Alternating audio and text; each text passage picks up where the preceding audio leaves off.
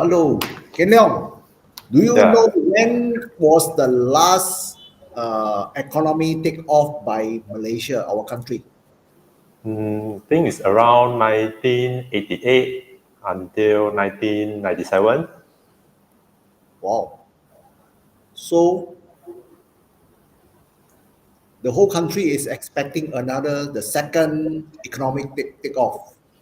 Do you know when it's going to happen? For this, I don't know. You want to know more? Let's That's Sembang here. Sembang LT. Hello, hello, hello. Very good afternoon to all of you. Yeah, Yeah, nice. Wish you a nice weekend later on ahead. So I'm at the north here. Yeah, today. I think I haven't. We haven't done anything like that remotely. yeah. This one is first time. This is the first time. I'm at the north at our Penang office. How are you, everyone? So welcome to our this Let's Among AIoT channel. I'm Cecily. I'm Galeong. So after doing how many rounds already? This is our 63 episode, right? Yes, this one 63. 63, yeah. So after doing the 63 episode of this Sembang IoT, I would like to thank you for all the support and all the viewer, follower who has been following us for until this point of time.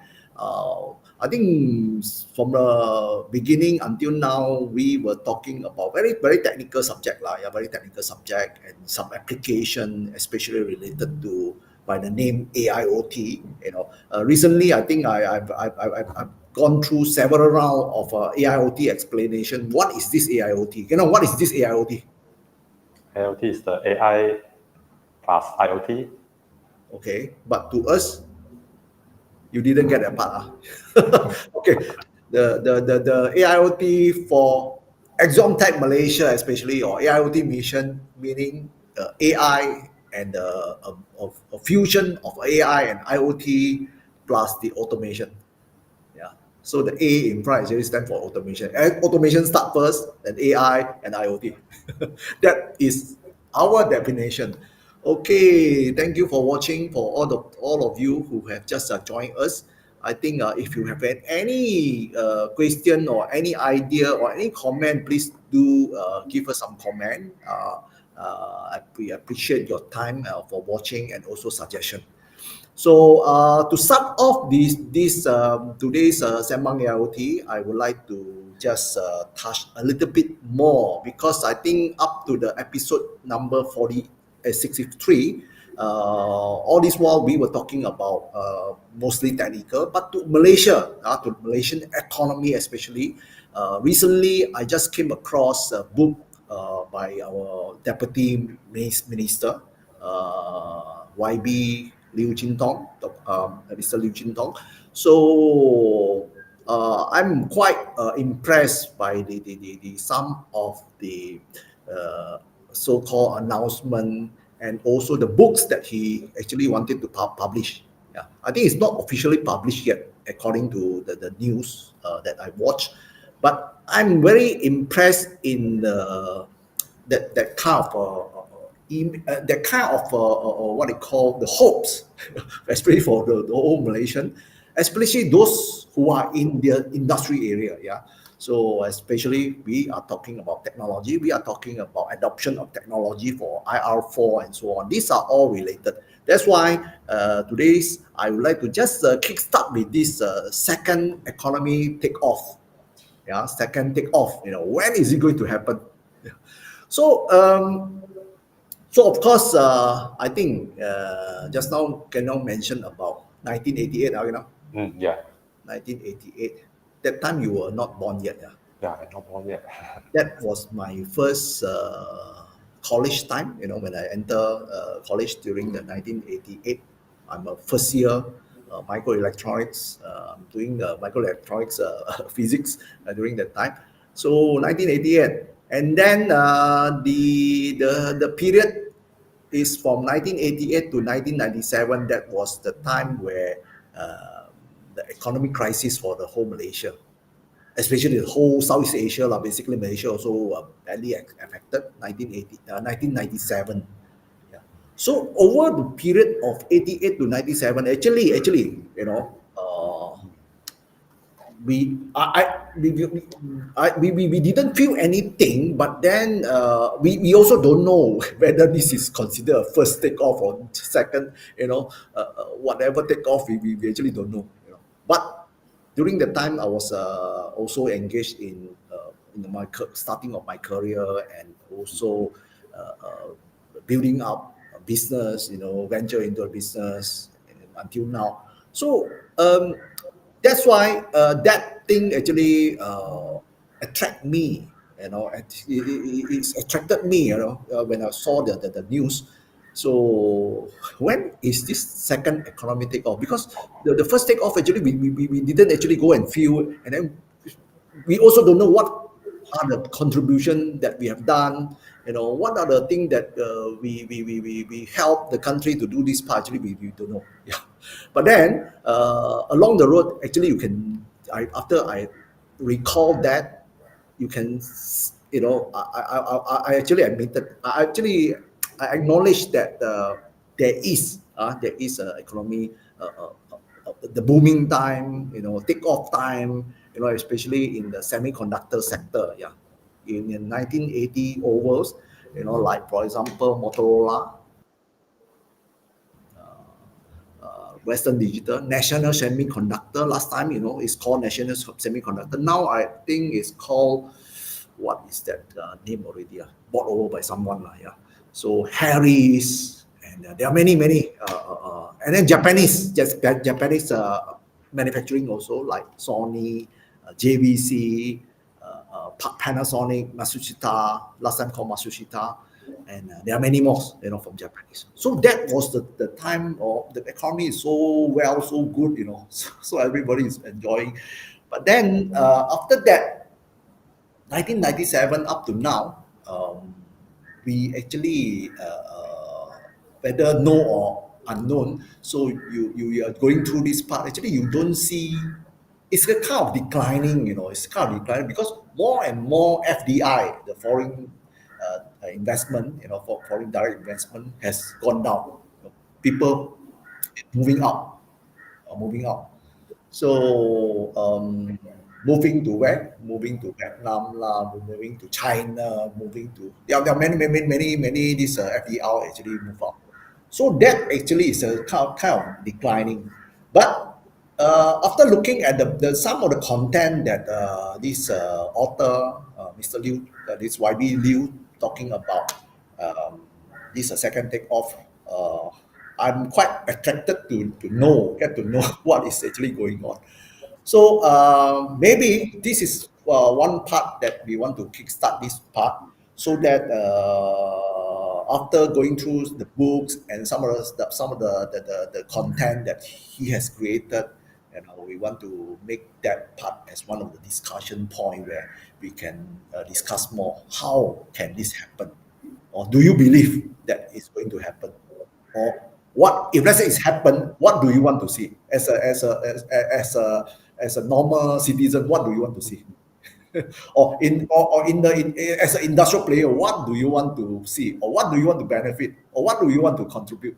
These are the things that I think will be more relevant to some of the industrial player. So Kenyong, let me ask you, do you have any idea, let's say the second economic take off for Malaysia, what do you actually wanted to see? More job opportunity. More job opportunity, okay. Yeah, and then Of course, more job economy, meaning the economy is moving better. So I just want to share this part first before we move on to our topic today. Today we are going to talk about what? Today we are going to talk about the energy monitoring with the IoT and AI. Energy. Yeah. So before we go into my sharing here a little bit more, but I just want to highlight energy monitoring, or this power, especially power monitoring, is so important, especially in the what you call the carbon emission. Carbon emission is all related to green energy or carbon emission, plus optimization. What kind of forecasting things like that AI or IoT can help. Before that, I will just share myself. I don't know whether I can share this part. Let me try. So this is a book. Can you see? Can you Yes, see my can. slide? This is a book that I'm talking about. The second Takeoff Strategies for Malaysia's Economy Resurgence by this YB Liu Jin Tong, and then he is right now our Deputy Minister of MITI. Is it MITI? Ministry of Trade, yeah, it's MITI. Okay, this is a part, and then let me see whether I can show something. Oh, okay. So maybe I just want to share this part. This is related to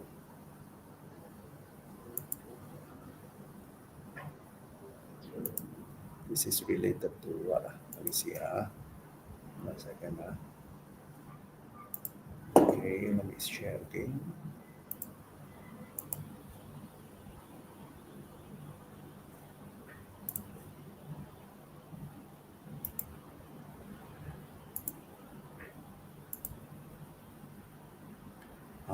I'm still showing this.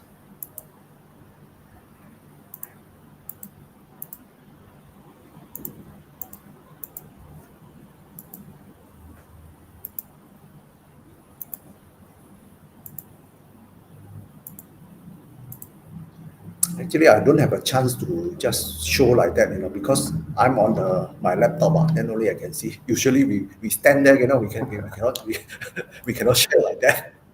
Okay, hold on.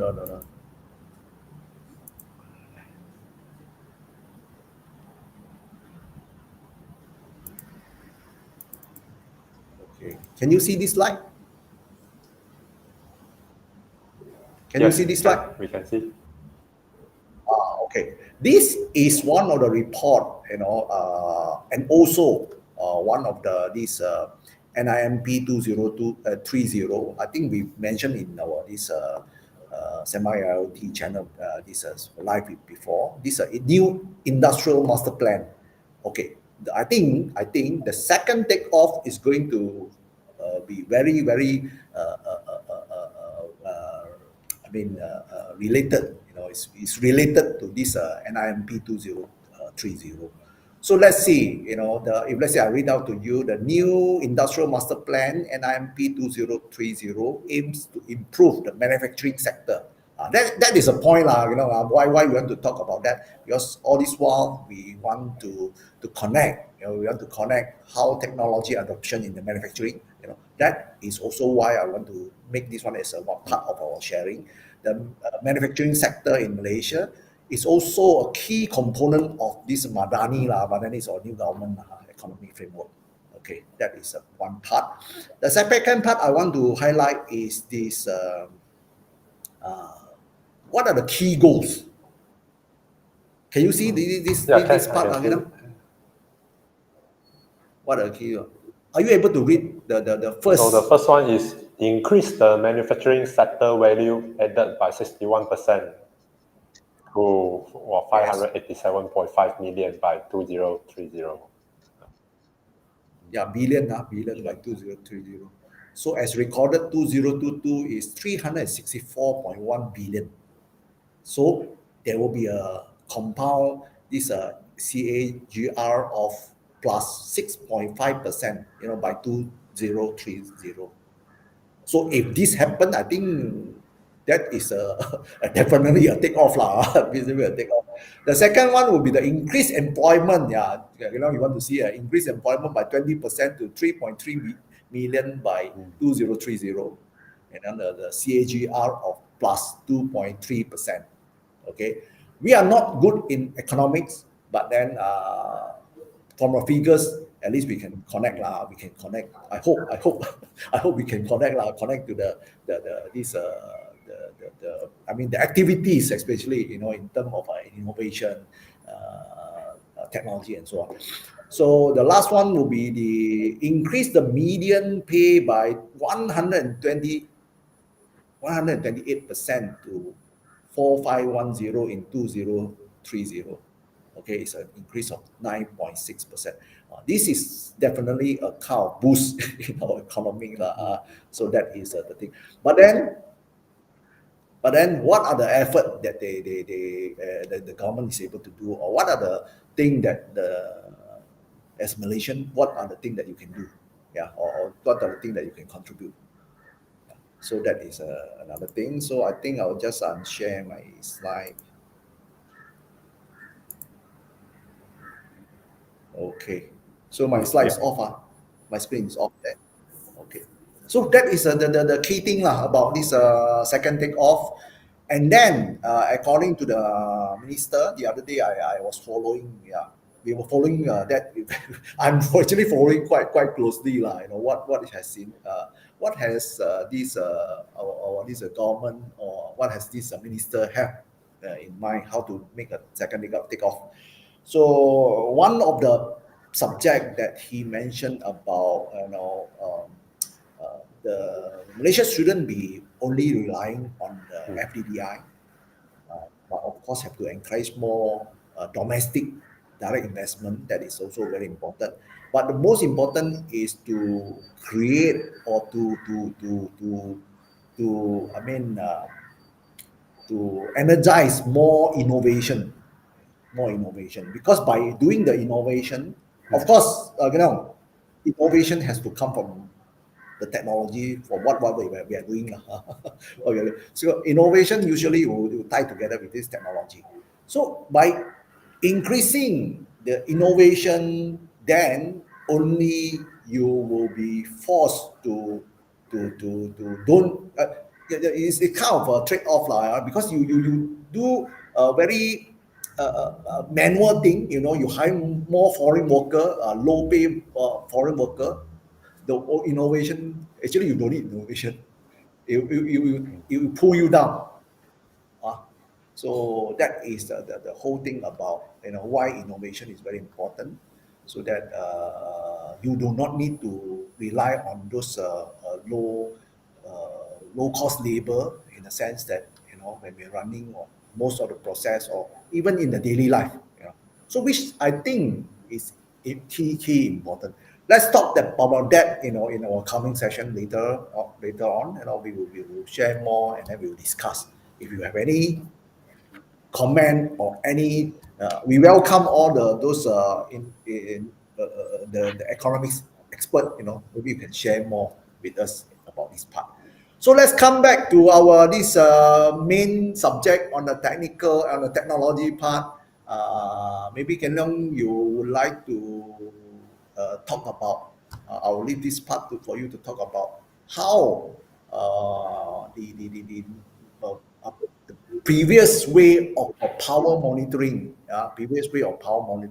and how this IoT or AI will be able to help in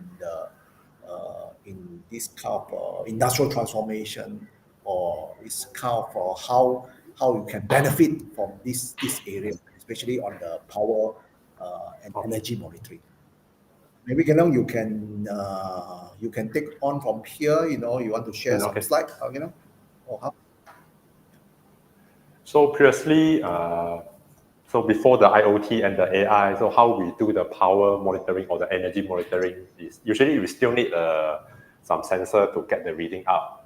But at that time, after you get the reading out, because you don't have the IoT technology to share the data to other place or to other software, so usually people will write it down at somewhere and then manually key into the computer. But with the IoT technology, now we can directly get the data out from the power meter or the energy meter, and then the data can straight away transfer to cloud or to other database to keep it somewhere. And then for the data analytic part, and then previously before the AI, then the engineer in the factory, they need to manually study the data, plot the graph, find the pattern inside the data, and then try to do some forecasting, based on the data, they do the predictive maintenance. But that one is all based on their experience and based on their knowledge. So it's need a lot of human power to do this. So, but now by using the AI, we can automate this process, and then we will less rely on the human to do this part. So, and then for today's topic, so we have a case study here. So it's the energy monitoring in manufacturing. So this one, let's say today this factory is to produce the 𝐓𝐻 and the actuator. So in the process of producing this kind of product, so it involves some welding, painting, and some machining job. So, and besides all this, in a factory, of course, you also have the administration part, the office, and then even in some large factory, you also have the canteen inside, or some other facility inside. So all these things, it will require energy to operate. So in order to find out how to do the energy monitoring, usually we need to look into the entire picture. So let's say if we want to monitor for the entire factory, then you need to look into all the departments. So in this case, we have few departments over here. So for example, the machining department, the office, the welding department, and then the testing department also inside. So every department, they have their own energy consumption. So some department got a lot of machines, some department don't have so much, and then some department they operate for 24 hours, and some department only operate when there's a demand. So all these things will lead to different kind of the energy usage pattern. And if let's say this kind of thing is done by the human to analyze the pattern, to do the forecasting, so there's a lot of job need to do. Maybe you require a team of people to do this thing.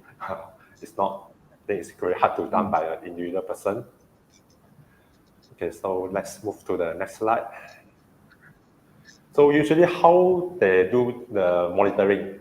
So one of the way is they install the power meter at the electric cabin of each department. So this is one of the way if we want to get the overall energy usage or power usage of that department. So this is one of the way we install the power meter over there.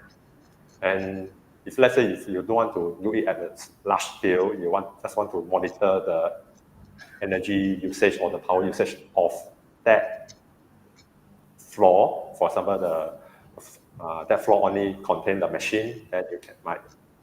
And then you want to study the energy usage of individual machine, then you just install the power meter for individual machine. So there are many ways to do this thing. Okay, so now we move to the next one. So what are the objectives of doing this? So the first one is we want to monitor the plant energy consumption. And then the second is we want to map the efficiency of department. So for example, the welding department, so they consume this amount of energy. Is this equivalent to how much of the work they produce? And then at the same time, we can do some comparison. Why this production line, they utilize this amount of energy to produce this amount of good, but another production line, it requires more energy to produce the same amount of good. So this one, by study this one, we can know the efficiency of each department or the production line. And then the third one is to exploit the potentiality of energy efficient strategy.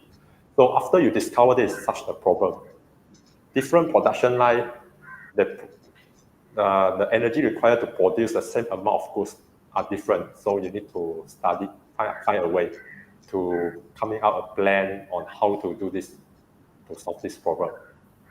And then lastly, to promptly react at the production planning and control level. So by doing the energy monitoring, it actually relates to your production planning. So how you're going to carry out your production plan, and how you're going to control all the raw material, actually it affects the entire production process. Yeah, okay. So we move to the next one. Okay, before we move into the next one, the next slide, just want to ask.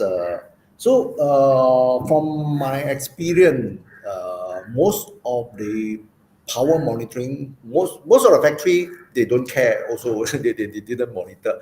But if let's say those people who have done that, they will use some SCADA system. Usually SCADA system is being used quite what they call frequently in this manufacturing site. So, for example, their machines, their what utility, and some of the spatial process, they do actually track those things. Yeah.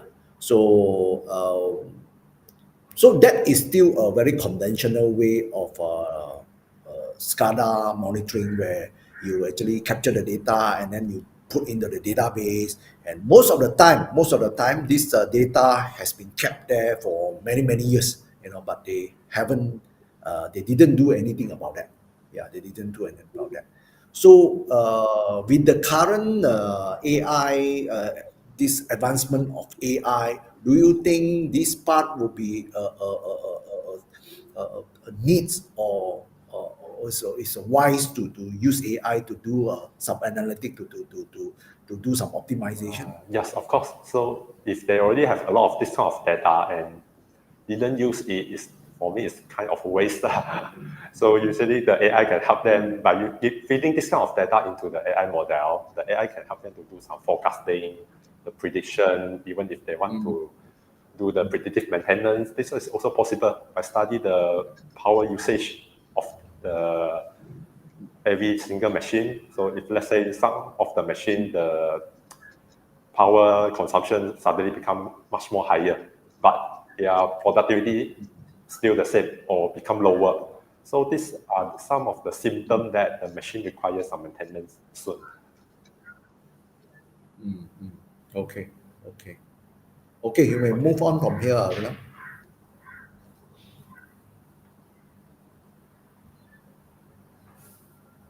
Okay, so to achieve the objective here, so what we need to do. So the first one, we need to collect the data, record and visualize the energy consumption data. So usually we have the power meter, the sensor to collect all this information and then send to a IoT gateway or even to your current existing SCADA system. That one also can.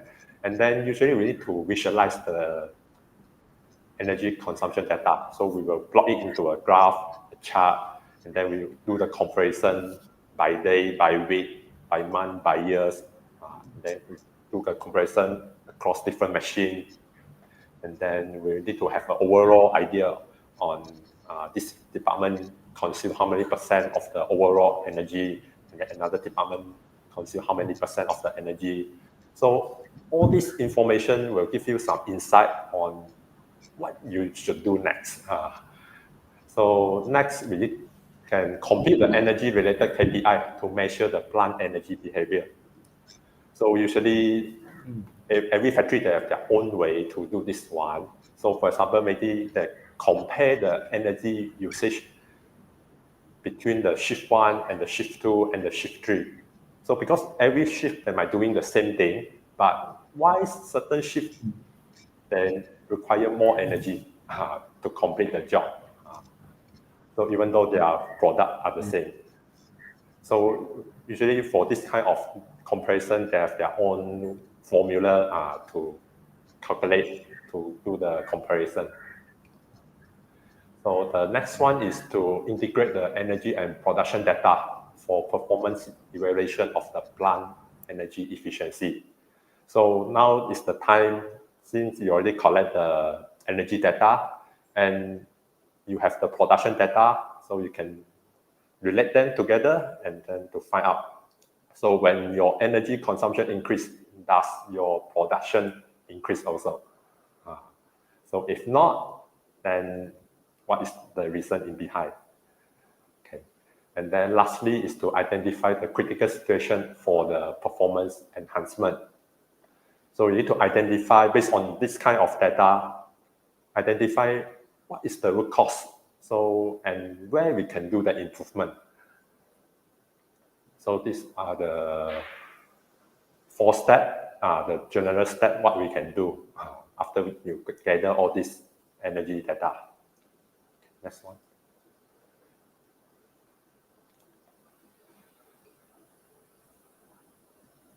Okay, so the previous step, there are general steps. So it seems like maybe it's too difficult for some person to implement it because it requires some technical knowledge to do it.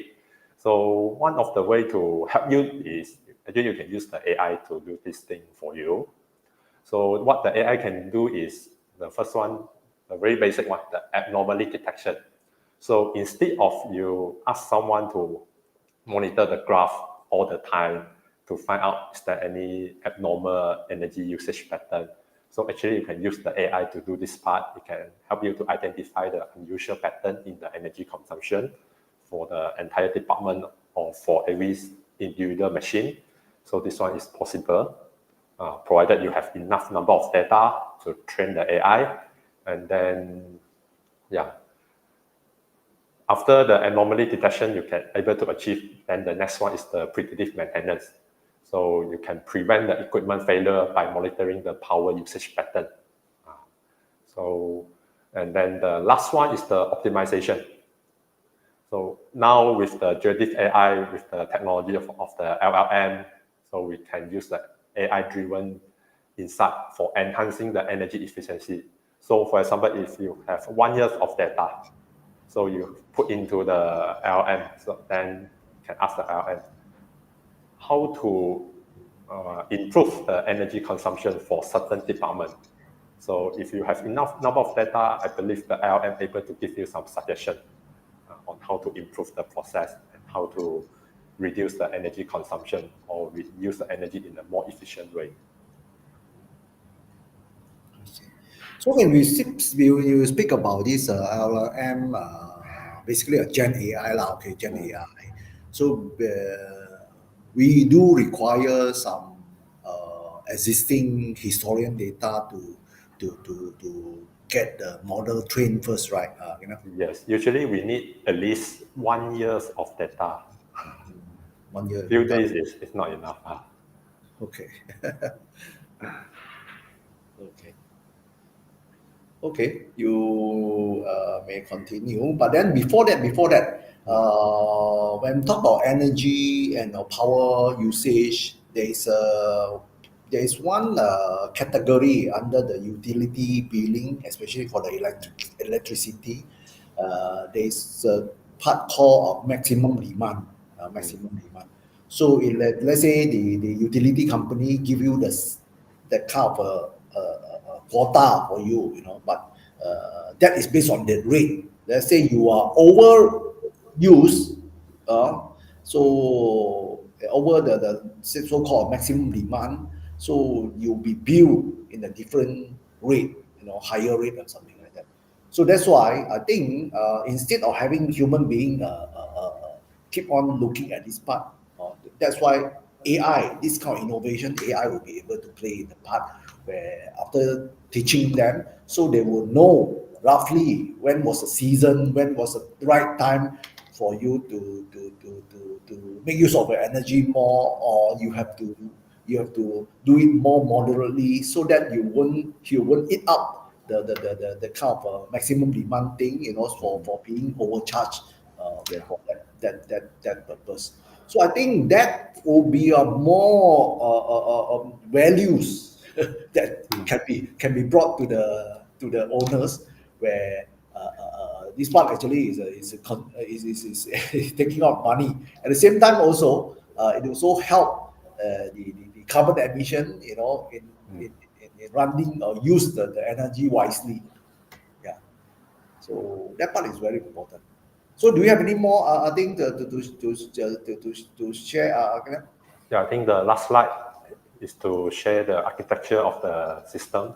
Yeah. So for this part, actually, we have a demonstration way back in about last year. Last year we demonstrated this part. I think we have a panel showing.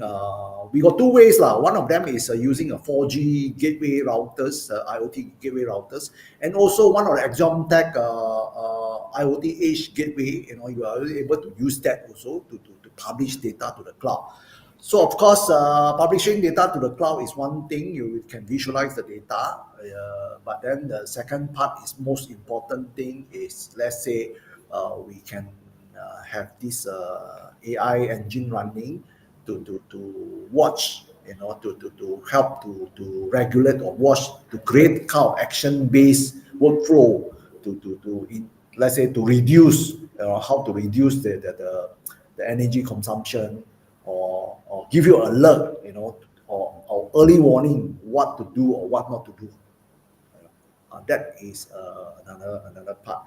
So basically, if let's say I want to track this set of data, what are the equipment that we need to use for in this architecture? Yeah, so the first one, you need an energy meter or power meter. So as shown in the slide on the left hand side, that one is a power meter.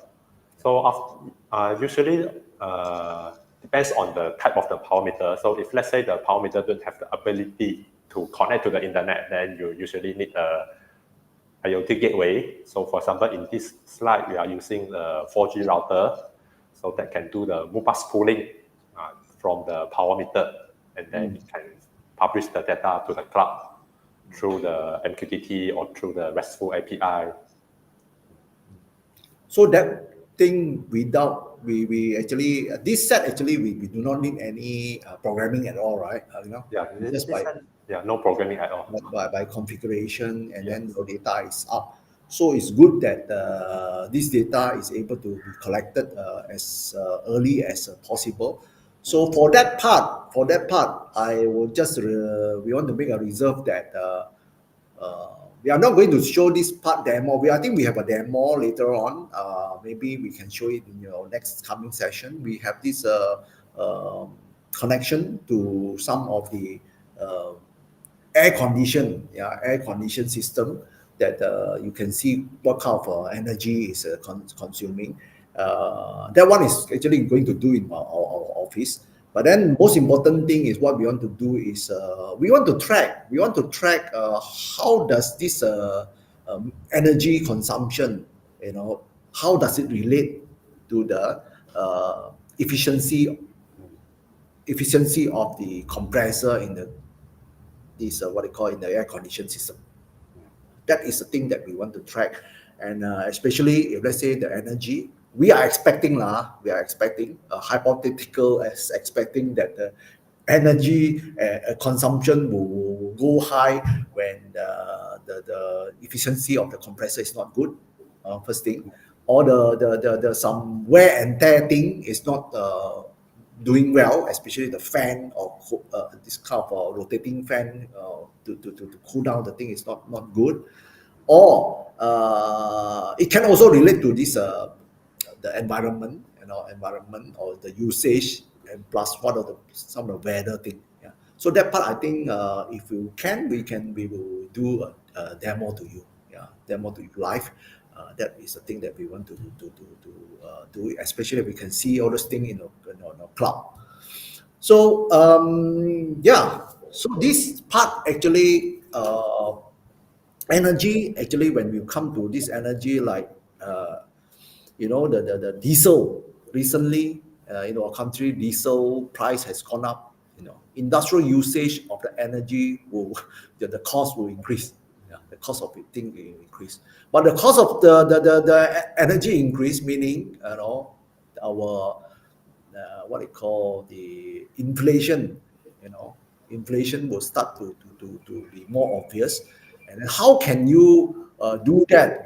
Let's say, so more and more, especially manufacturing or the owner of the factory or something like that to produce those things. So they have to control the thing, the energy usage, and then they have to be more cautious in terms of running the energy, because some of these thing is run by generator also. Some power is really generated from the diesel, all those things. So by switching to this energy, last time they rely on diesel, or they right now move to the normal utility company, the consumption will be higher, but they should be more cautious in terms of using that part. So that part of innovation, I hope, especially when you use AI or IoT or AIoT, to make sure this part is properly managed. That I think will be the aim, especially for this innovation part. Of course, this will impact more manufacturing company. That's also why we want to bring this thing up. If let's say any of you or friends that having this manufacturing plant, we would like to hear more from you. How can we use the technology to help you in this area? Yeah. So by the way, for those of you who is watching us here, we are on this Let's Sembang AIoT, and then we have come to the end. We have come to the end. So this little sharing today, we hope you a good weekend, and then we will see you in the next coming session. Okay, see you again. Bye bye. Bye bye.